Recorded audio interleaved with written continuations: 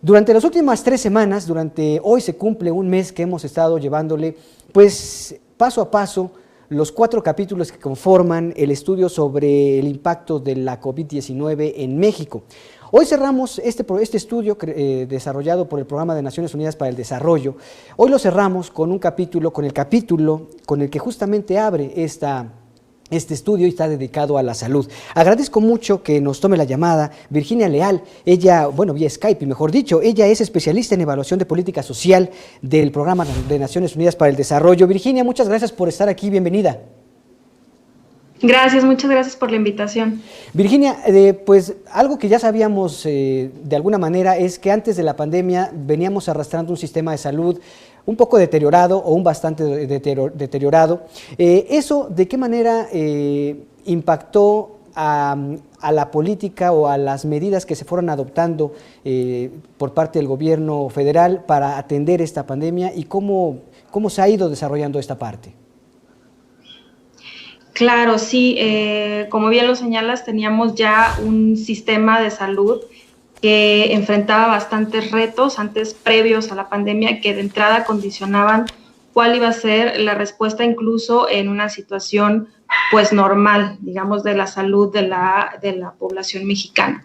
En este caso, creo que algunos de los factores que vale la pena mencionar y que mencionamos en este estudio para entender esta situación es el bajo gasto en salud pública que tiene México, también este tema estructural de las condiciones de un sistema de seguridad social que excluye a muchos de los mexicanos, en este caso a las personas que están en informalidad o a las personas que no son propiamente asalariadas como tal. Y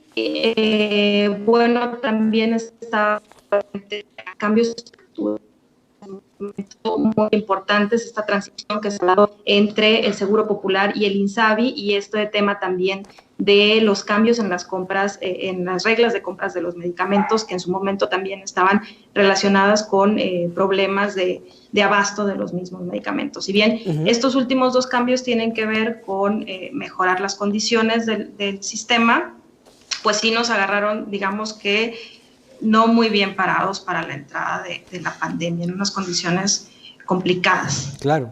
Virginia, en el estudio se menciona que, y hacen referencia a varios estudios justamente que se han hecho en el mundo, de un elemento clave para el rastreo de la evolución, ustedes dicen en el estudio de la pandemia, consiste en la aplicación de pruebas diagnósticas para la población o en la población. Y también se habla de que México pues presenta hace 35, a ver si no recuerdo mal, 35 pruebas por cada 100,000 habitantes, es decir, una de las más bajas, no nada más en el mundo, sino pues de la OCDE. Aquí la pregunta sería, ¿se requerirían hacer más pruebas para tener un mayor control? ¿Cuál es el verdadero impacto de las pruebas, de hacer pruebas a la población? Porque mucho se nos ha dicho que no importan tanto las pruebas para aplicarlas a la población.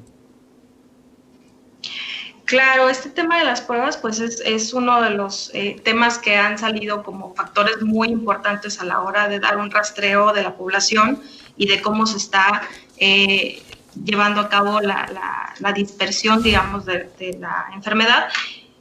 Podemos hablar que no es el número de pruebas en sí, sino es esta relación entre las pruebas y otros factores como las pruebas y el tamaño de la población o las pruebas y el tamaño de los brotes, por ejemplo. En este caso podemos hablar que la reactividad o la positividad de las pruebas pueden hablar de un tema muy importante de subreportes, pero también esta dinámica entre la positividad puede hablar de una reproducción más rápida del virus de los casos que estamos reportando. Creo que el tema de las pruebas es un tema importante, pero también es muy importante otras medidas como el tema de los rastreos o como el tema, por ejemplo, de algunas medidas de cuarentena que sí se han puesto de manera diferenciadas en algunos países y han generado pues, evidencia de respuesta. Ustedes señalan también en este estudio que, pues según el Instituto para la Salud y las métricas de la evaluación, México podría sobrepasar los 90,000 defunciones por COVID-19 para mediados. A principios de octubre, la Universidad de Washington menciona que serán más de 100,000 hacia diciembre.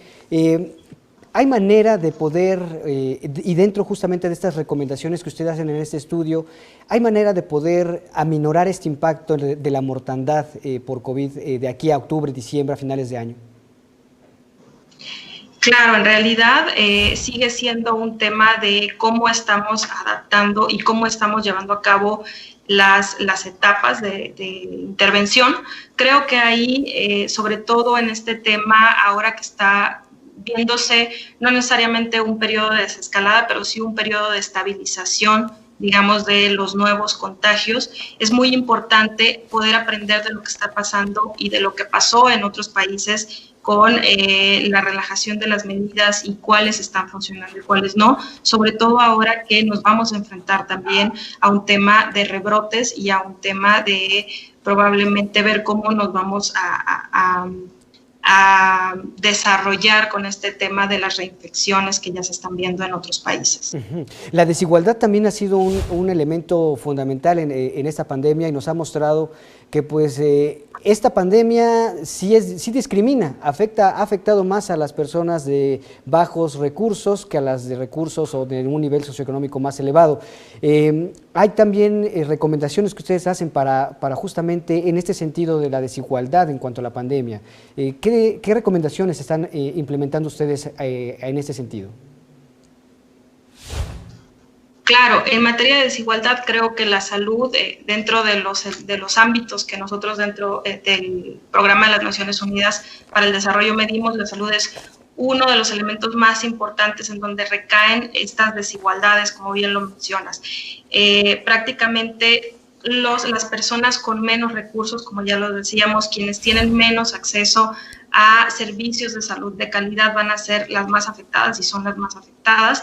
También estos grupos de población, pues de adultos mayores, lo que se está recomendando es tener políticas focalizadas tanto para las personas que no tienen un ingreso seguro día con día para poder cumplir con estas medidas de sana distancia y de aislamiento en caso de que se tenga un brote, y también medidas de protección para población vulnerable. Correcto. Virginia, en verdad, muchas gracias por estos minutos. Con esto prácticamente concluimos pues a hablar sobre la totalidad de este estudio del Programa de Naciones Unidas que me parece para el desarrollo, que me parece fundamental para entender qué es lo que nos está pasando y sobre todo a tomar en cuenta estas recomendaciones que hacen no nada más al gobierno, sino a todo el sector de la sociedad para que todos pongamos nuestro granito de arena. Virginia, muchísimas gracias y enhorabuena por este estudio. Claro, muchas gracias a ti.